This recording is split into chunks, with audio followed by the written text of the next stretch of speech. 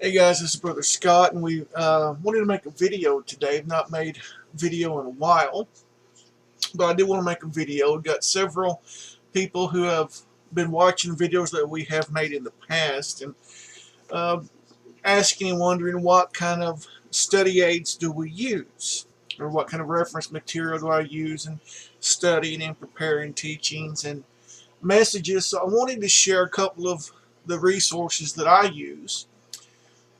Not everything that I use, or we'd be here for a while, but some of the ones that I use uh, more often than others.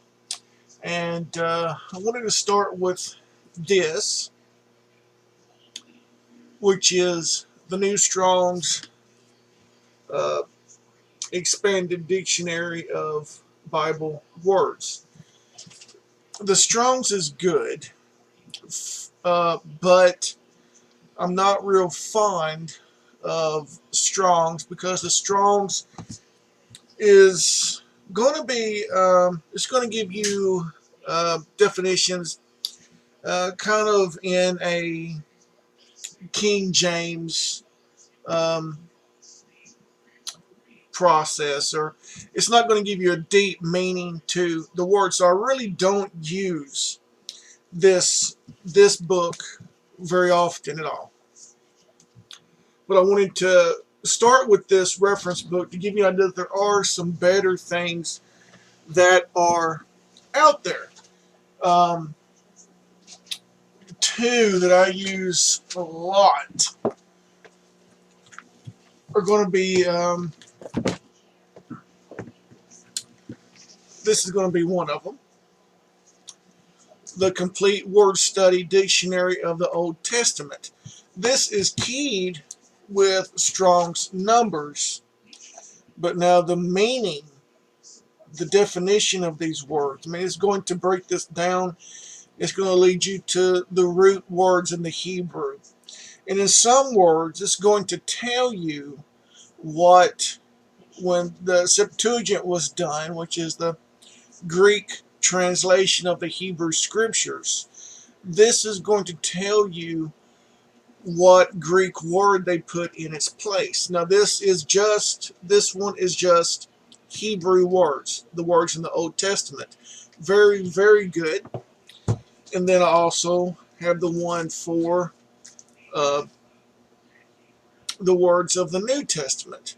And this is just like the one I just showed you in the Hebrew. It's going to tell you in some of the words, not all the words, but some of the words, it's going to tell you what word they used in the Old Testament when they translated that. Now, another one that I use is Expository Dictionary of Bible Words. This is another good dictionary.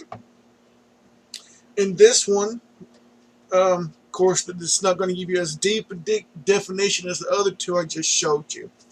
But this one will, if we look up a word, and it's going to have the Hebrew and Greek words together. That way you can look at them and it's going to say, well, this is what was used when they translated the Hebrew scriptures into Greek, and it's those kind of things. So this is a very good one. Now, one of the very first reference books that I ever got was when I took my Greek class, and the teacher that taught that class suggested this book. This is the book that we used in as we translated verses and scriptures from the New Testament. Was this book, A Critical Lexicon Concordance to the English and Greek New Testament. This book, I have had this for almost 20 years. In this one, when you look a word up, it's going to give you, if we look the word kindness up, it's going to give us here every Greek word. You're probably not going to see it, so I'm not going to show you. But it's got every Greek word in the New Testament that is used for kindness. And what it does, and it numbers it 1, 2, 3, and then it gives you the scriptures. We're going to find the words, and then it's going to have here 2, 1, 1, 1, 3, 1, and so on, so you know which word is used in that verse for the kindness and kind of get a deeper understanding of what that word is. So there's just a couple of more here that I want to show you. So also, I use the Brown Driver Briggs Hebrew and English lexicon. So the other two that I showed you, the complete word study of the Old Testament, the complete word study of the New Testament, I use this when I'm looking at the complete word study of the Old Testament. I'm going to pull out the Brown Driver Briggs Hebrew English lexicon, and even maybe go even a little bit deeper than what that takes me. And then, of course, we have the Thayer's lexicon for the New Testament. And so I use this in conjunction with that New Testament dictionary that I showed you. And then we also have the Vine's dictionaries that we use. Here's one of them, very popular. Vine's Complete Expository Dictionary of Old and New Testament Words. I have this one and this one that we use. And don't use them as much as I use the other because I really like the first two, or the two that I showed you of the Hebrew and the New Testament. So those are some of the dictionaries that we use. And of course, on my computer, I have different programs and everything. So we use those to cross-check information, to run different things. I have taken Hebrew, I have taken Greek. I'm not a Hebrew or Greek scholar, but I know enough. I tell some people to get myself in trouble. So I do know a little bit of the Hebrew, a little bit of the Greek. And then I want to look at some Bibles that I use at the same time. Now, when I first come into the understanding of the Sabbath, the feast days, the commandments, one of the first Bibles that I got was a complete Jewish Bible. And then when the complete Jewish study Bible came out, I got one of those, complete Jewish study Bible. I don't use it as much as I used to, but the complete Jewish Bible, the complete Jewish study Bible, it is a good version of the scripture. It kind of puts you in that Hebraic thought, even in the New Testament. But this is one that I have used. I use it now as a reference, so I don't use it very much anymore. And then after that, when we started our fellowships and our Bible studies, some people were using the One New Man Bible. So I ordered and bought a One New Man Bible. And this is my opinion, my personal opinion, is I'm not fond of the One New Man Bible. Some people are. I'm not. And I have not used this Bible very much at all. But here again, if it's what you like, if the One New Man Bible speaks to you, if it causes you to read and to study, then by all means use the One New Man Bible. But for me, it's not one that I use. Now, if I'm studying something, I will pull it off the shelf and look up to see what it says. And I found that sometimes it doesn't agree so much with what maybe some other Bibles and even what some of the language may say. And here, that's my opinion. That doesn't mean it's not a good version. It's just I don't myself personally use it very much. And then we have the Jewish Annotated New Testament.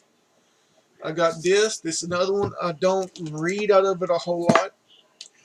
It's the New Revised Standard Version, but the commentary that's in this Bible, I have used that as a reference and just and study help and an aid in understanding some different things. Uh, Also, the Aramaic. This is the Aramaic Peshitta that I use. I have read out of this. I have highlighted things in it and used it, but I don't use it all the time. Of course, now this is just New Testament. So it's one of those and other ones that I'll go sometimes, pull it off the shelf to see what it says. And then there is the Sefer Bible. I have used this one probably a little bit more than I use the One New Man Bible or the Peshitta or the Jewish Annotated. Uh, I like the Sefer uh, because to me, just like the complete Jewish Bible, it's giving you more of a Hebraic understanding of the scriptures. And I know that this Bible is a very controversial uh, version of the scriptures. For some people, there are those that love it, and there are those that hate it. I like it. I like it because it does have the Apocrypha, some of the other books in there. So I like that Bible. Um, let's see what else. Uh, this would be one of my favorites. This is the Keyword Study Bible. It's in the King James. I have used this one. This is probably one that I use every day. Would be this Bible. If I don't, if I'm not using that one, then I'm using the Restoration Study Bible. These two are my favorites. Uh, because of what they do. They have the Strong's numbers and the scriptures in both of them. So you can both of them contain a small Strong's dictionary in the back, so you don't have to carry all your reference books with you, but you can look up the word in the back and get an idea of what is uh, being said. These two Bibles, the Restoration Study Bible and the Keyword Study Bible, if I'm at a congregation speaking, chances are 100% that I'm going to have both of those Bibles with me wherever I'm going. And even at our own congregation, I have I have a case, and both of these Bibles, 80% of the time, are going to be with me at our congregation. And then we have the Interlinear Study Bible, Hebrew and Greek. Very good resource here again. And this one, of course, I don't take this one anywhere, but you have the Cynic structure and the Strong's numbers under here. Also, you can take one of the dictionaries and look it up and get a better understanding with what is being said. So I use this one from time to time along with other reference books. Of course, I use also the uh, I use ESV Bible. In my Here again, in my opinion, the ESV version of the Bible is actually more closer to the actual meanings of the Greek and the Hebrew words than the King James is. Um, I know there are out there King James only people, And if you're a King James only person, you think that the King James is the only scripture that needs to be used, that it's inspired or non-corrupted, that's fine for you. But if you um, study it out, you're going to see that those that worked on the King James Bible had an agenda, and so a lot of the words that they use, there's deeper meaning than what they're giving you to use. Uh, I'll give you an example. Uh, we have been teaching at the Potter's House on spiritual warfare, and so we were this past Wednesday night looking at the armor of Yahweh that Paul writes of in Ephesians. And I've taught on the armor for 2 years, and what I believe to be a correct understanding, which is the garments, the priestly garments. Well, in Numbers chapter 4, I believe it might be verses 23, 24, right in there it talks about the priest. It says that enter in to perform the service of the tabernacle. That word perform means warfare. It means to enter into, to enlist in an army, and that word service means warfare. If you go to the next verse down where you see the word service again, that word service means to work. So I'm not saying that the ESV brings that out, but what I'm saying, this is why we use these different study helps, these dictionaries, these lexicons, these concordances, and different translations of the Bible. Another one that I have is the Jewish Study Bible. And here again, this is not one that I have just can say honestly that I have sat down and said I'm going to read through Bible in the Jewish Study Bible, but if I'm studying a subject, then I pull out the Jewish Study Bible because it has commentary on the sides, notes from Torah teachers, notes from rabbis that kind of give you a little bit more insight into the scriptures. Another one that I have is this one we got from First Fruits of Zion. This is the New Testament, written in Hebrew. The inside looks like this. I don't know if you can see it real good, but you've got Hebrew on one side and then English on the other. And then in the margins here, you can see even here, there are notes. So I use this one from time to time. Let's see, even this, I have had several of these. This is the King James ER.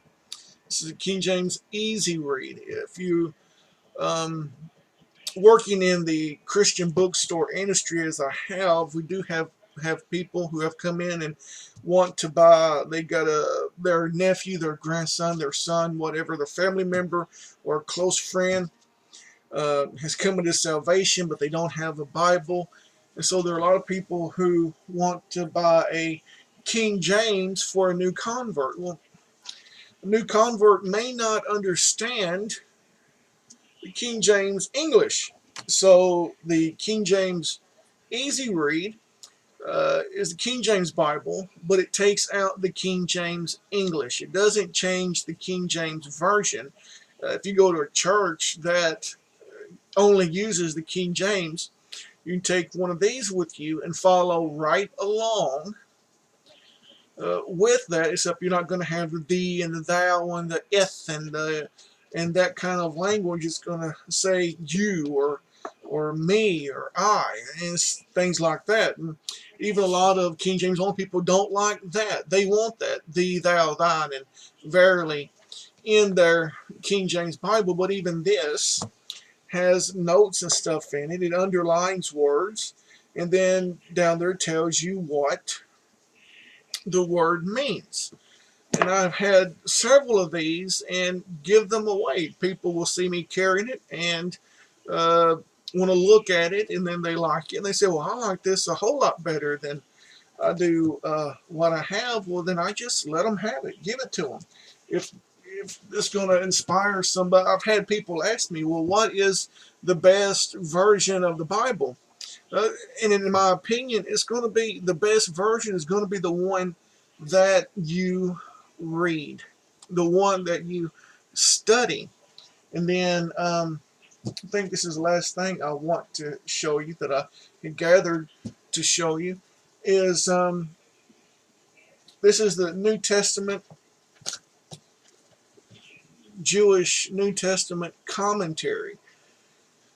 I'm looking at my bookcases over here, and I was going to say this is the only commentary that I have, but it's not. I'm looking, and I see that I have some from and I think it is the Jewish Messianic Publishers. Um, I have a commentary on Matthew, on James, on Jude, and on Ephesians. And they're thin.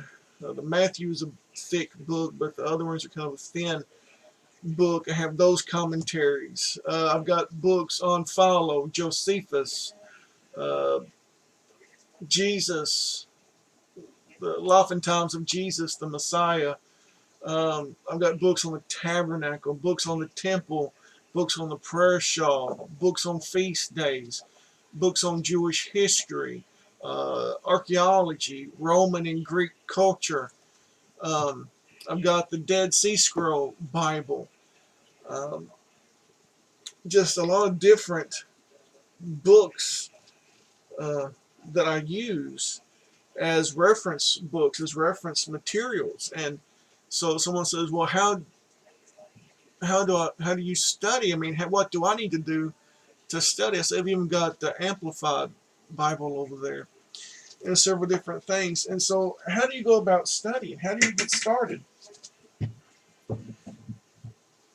You just start. If you are on and this is here again, my opinion, because I did not get all of these Bibles, because I've got some almost 80 different Bibles. Let me show you another good one. Is speaking about that I keep on my desk is this one. I've got a large one that I have this handheld. This is another Bible that from time to time I'll have with me, and this is the Holman King James Study Bible, and it's at one time when it came out, it was the only full colored study Bible. Your pictures, your maps, everything is full color in here, and then it has commentary in here that's very good commentary. And so I use this one. You may say, well, everything you're pointing out is pretty much King James. I'm not a King James only person. I've already stated that. You have the ESV, the Complete Jewish Bible, and all these other ones. But I use the King James, and I will take the words from the King James and then break them down because I'm just used to the King James. I grew up on the King James. So this is what I use a lot, is the King James. But I was saying, if you're on a budget, I did not get these all at one time. This has been years that I've been building uh, a library. Um, but if you're on a limited budget, as I was saying, then I would get a reference Bible. Maybe you can't afford a study Bible. I would go and I would spend $19.99 on a reference Bible. And then if all you can get was a Strong's dictionary, then that's what I would start with. I'm not saying that this is useless. what I'm saying is Strong's is not the best. So I would take my reference Bible and my Strong's dictionary, and I would wear it out. I would dig into that word. I would dig into the meanings, and there's a lot of, if you have a smartphone or a computer, there's a lot of free stuff out there online.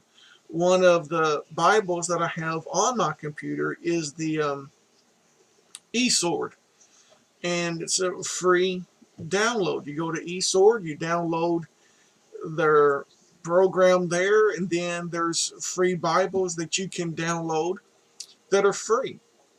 Uh, One of the things that I use on the eSword is called Strong's Plus. So I download Strong's Plus on the eSword, and I can look up a scripture. It's going to have the Strong's numbers. I can click on that number, then go to the dictionary, and that Strong's Plus is going to give me the Hebrew word. It's going to give me what what word that word is from. And it's even going to break that down to the root of that word. And then if I'm in the Hebrew scriptures, it's going to give me a list. Sometimes it's going to give me just one Greek equivalent to that Hebrew word. And the same thing in the New Testament. It's going to give me the Hebrew equivalent to that Greek word. And sometimes it may give 14 words. So then you've got to go down there and you've got to take time to study to figure out which word is that Hebrew equivalent. And there may be easier ways to do that than how I do it, but this is the way that it works for me. And so, like I said, we're just making this video because I have been asked, what do you use? How do you get the information that you get? And I just wanted to take this time to share with y'all some of the tools that I do use. And we'll have a lot of books, like I said, on Greek and Roman culture, on the tabernacle. I've got books. One book I see is called Tracking Kings. And so when you get into the Kings and Chronicles, it goes from king to king to king to king, and this book is going to help you track that. Keep in line what king was ruling, what place, and when, and what was going on, and just books on, like I said, archaeology. Um, I have, I say, Giza, who was Jewish, then he converted to Christianity and became a Catholic priest, and then went back to Judaism. But he wrote some books. One is called Jesus in His Jewish Context. The other one's called Jesus the Jew. And then another one that I have by him is called The Religion of Jesus the Jew. And these books were suggested reading by a, they're not messianic, but it was a rabbi here in the town that I live in that I actually studied with when we first come into understanding of the Sabbath and the commandments. They are Nazarene Jews, I believe is what they are. But those are some books that he had suggested. I've got several books that he suggested. There is Meet the Rabbis by, I believe it's Brad Young. That's a book that he suggested. He taught out of that book for a while. And then there is Jesus, the Jewish Theologian, that was written by Brad Young. That's another great book. And then Brad Young also wrote, I believe it's called Paul, the Jewish Theologian.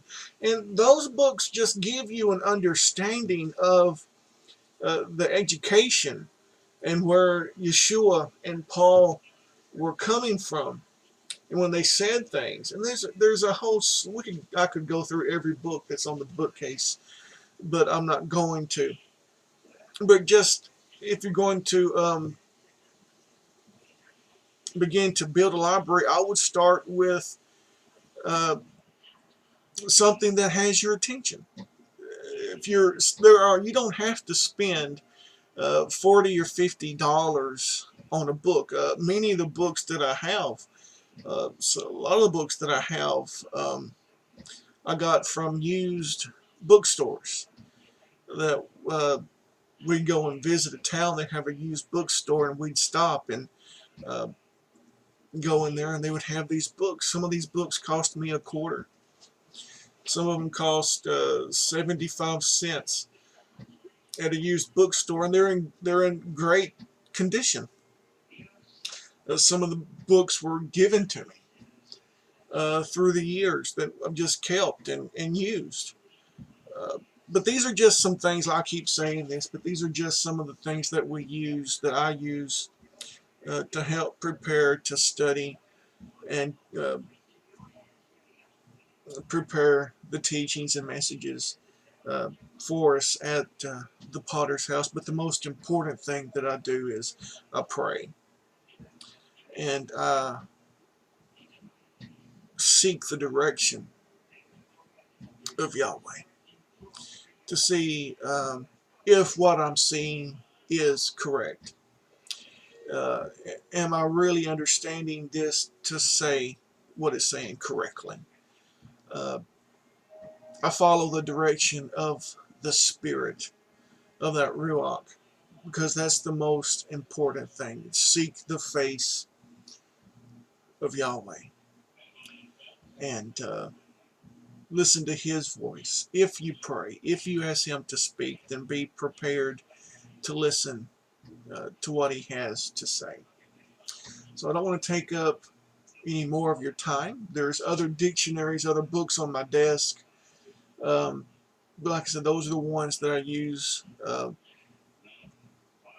more than any of them that we have, because I have found those to be reliable and trustworthy.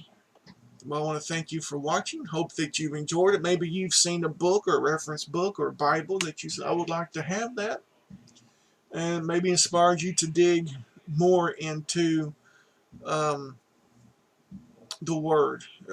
Maybe if you've slacked off on studying, maybe you'll be inspired to pick it up and begin to study the Scriptures again, because as Paul told Timothy, study to show yourself approved unto God, unto Yahweh.